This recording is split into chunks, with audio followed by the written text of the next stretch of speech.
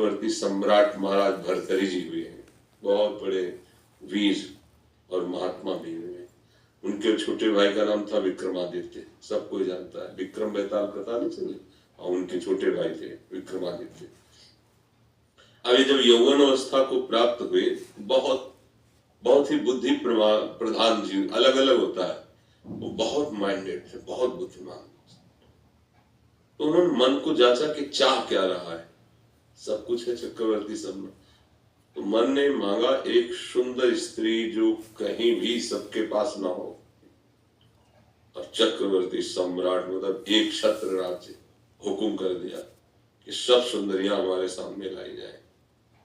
उसमें देश विदेश की सब सुंदरियां उनके सामने लाई गई। तो एक सुंदरी का नाम था पिंगला, जो सर्वांग सुंदर और मन पसंद एकदम भर्तृहरि जी ने चयन कर लिया। और उसने भी सौभाग्य माना, इतना बड़ा वैभव संपन्न राजा मुझे स्वीकार, और 9 अवस्था थी। बड़े वो वैज्ञानिक बुद्धि के थे। तो उनका अब मैं कुछ वर्ष राजकाज विक्रमादित्य को देता हूँ, क्योंकि मैं अनुभव करना चाहता हूँ कि मन ने कहा स्त्री में सुख है, तो क्या सुख है मैं अनुभव कर। अब ना किसी से बोलूंगा, ना इसी से बोलूंगा, इसी को देखूंगा, इसी के साथ रहूंगा, इसी से पूरी एकाग्रता। महल में समय से भोजन भर आ जाए, कोई सूचना नहीं, कोई हमारे पास नहीं आएगा। तो राजा थे, उनकी आज्ञा। विक्रमादित्य राज सिंहासन संभालने लगे, और वो काफी समय व्यतीत हुआ, रात दिन उसी के सानिध्य में। देख, मन में घृणा सी एक होती, पर फिर दूसरा कोई रास्ता नहीं है ना मन को, तो फिर वो उसी में बार बार गिरता। एक दिन एक ब्राह्मण तपस्या कर रहा था देवराज इंद्र की, निर्धन हूं, धन की प्राप्ति हो जाए। जो मंत्र अनुष्ठान पूरा हुआ तो देवराज इंद्र प्रकट हुए, उन्होंने बिना पूछे उसे एक अमृत फल दे दिया और अंतर्ध्यान हो गए। उस ब्राह्मण ने सोचा इस अमृत फल को हम खा के क्या करेंगे, वैसे ही गरीब में मर रहे हैं। अगर ये अमृत फल हमारा धर्मात्मा महावीर राजा वो पा ले तो सारी प्रजा को बहुत सुख मिलता रहेगा, क्योंकि वो धर्मात्मा राजा थे भर्तृहरि जी। पहले था कि राज दरबार में या राजमहल में संत और ब्राह्मणों के लिए निषेध नहीं था, कभी भी जा सकते हैं बिना रोक टोक के, ऐसा मर्यादा थी। मंत्री ने सूचना दी कोई ब्राह्मण पधारे, प्रभु आपसे मिलना चाहते, बहुत वर्षों के बाद महल में। तो उनका अवश्य स्वागत है, उनको बुलाया, प्रणाम किया, आज्ञा कीजिए।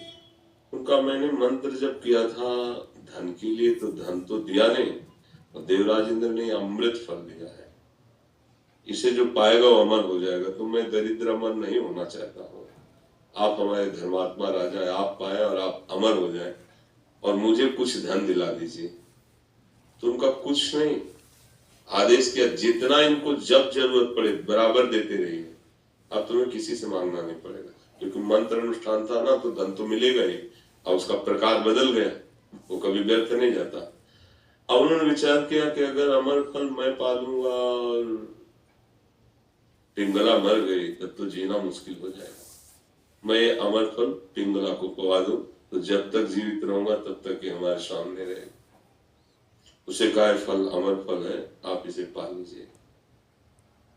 उसने कहा कि देवताओं के द्वारा दिए हुए फल ऐसे नहीं पाए जाते, पवित्र होके पाया जाता है। अब हम स्नान करेंगे फिर पा लेंगे, आप विश्वास मान लिए, पा लेंगे। जिस महल पर वो एकांतिक वास कर रहे थे, उसी की खिड़की से झांक के एक दिन देखा था पिंगला ने, तो अश्वपाल पीछे घुड़सवार थी, उसमें एक अश्वपाल था, राजा का अश्वपाल, एक सेना नायक की तरह शूरवीर, घोड़ों की सुरक्षा, घोड़ों की ट्रेनिंग बहुतों से करवाना, सब वो देखकर मोहित हो गई पिंगला। धीरे धीरे उनका मिलना जुलना। अब उसने विचार किया कि ये अगर अमर फल अश्वपाल को हम पवा देंगे तो अमर रहेगा जब तक हम जीवित, हमारी मित्रता चलती रहेगी। अश्वपाल को जब अमर फल मिला, उसकी आसक्ति थी महाराज के दरबार में नाचने वाली वैश्या से, मित्रता थी उसकी। इसने सोचा अगर उस वैश्या को फल पवा दे, नवीन अवस्था की थी, वो अमर हो जाएगी। वैश्या के हाथ में अमर फल है, उसने सोचा मैं नीच कर्म करने वाली अमर फल पाकर क्या करूंगी? अगर मेरे महाराज ही अमर फल पा लेंगे तो धर्मात्मा है, वो अमर हो जाएंगे। मंत्री ने सूचना पहुंचाई, राज दरबार की नृत्यांगना आपके दर्शन करना चाहती है, बुलाया जाए। सरकारी अमर फल मुझे प्राप्त हुआ, इसे आप पालें तो अमर हो जाएंगे मालिक, हम तो आपके दरबार के नाचने वाली हैं। तो अमर फल देखा, ये तो वही है जो ब्राह्मण दे के गया था। कहा तुम अमर फल कहां से प्राप्त कर सकते हो? क्योंकि वैदिक मंत्रों के द्वारा अनुष्ठान से प्राप्त होता है। सच्ची बताना, नहीं तो मृत्यु दंड दिया जाएगा। तो उसको कोई पता तो था नहीं ना। तो उसने कहा आपके महल के पीछे जो अश्वपाल हैं उनसे हमारी दोस्ती है, उन्होंने हमें दिया है। बोले जाओ, ये बात किसी से कहना मत। दूसरे दिन दरबार में घोषित किया कि महाराज भर्तृहरि जी आज राज दरबार में स्वयं पधार रहे। शास्त्रों, प्रजा, राजमंत्री, सेवक सब उपस्थित थे, बैठे और कहा अश्वपाल को बुलाया जाए। अश्वपाल और राजा का हुक्म तो बहुत डरते हुए आया कि ऐसा क्या?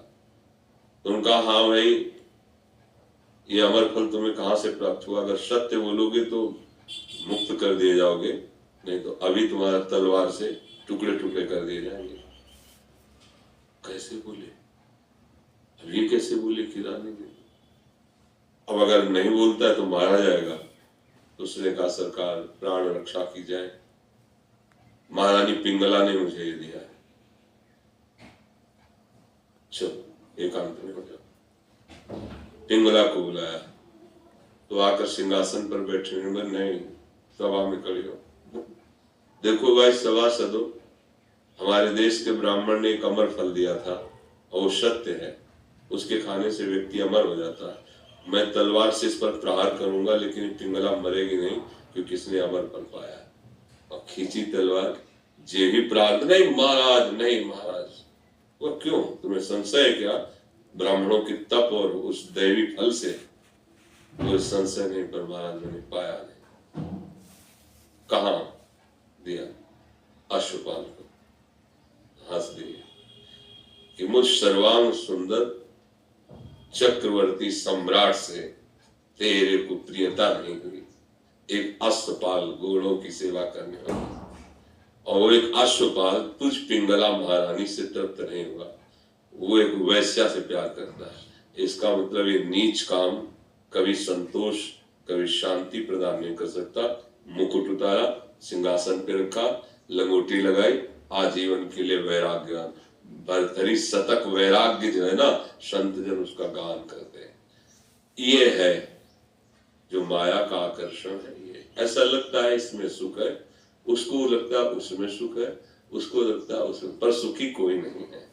सुखी वही है जो भर्तृहरि जी की तरह संसार का राग छोड़कर भगवान के चरणों का आश्रय ले लिया, भगवान का भजन। हाँ, कुसंग का प्रभाव इसलिए अधिक पड़ता है, लगता है, क्योंकि हम अभी तक बराबर कुसंग ही करते रहे हैं। जब से सृष्टि हुई तब से अभी तक हम सत्संग नहीं किए। अगर सत्संग किए होते तो हमारी आध्यात्मिक उन्नति हुई होती। इसलिए बकाया उसमें महत्व नहीं है। रूई जैसा पाप का पहाड़ हो, एक चिंगारी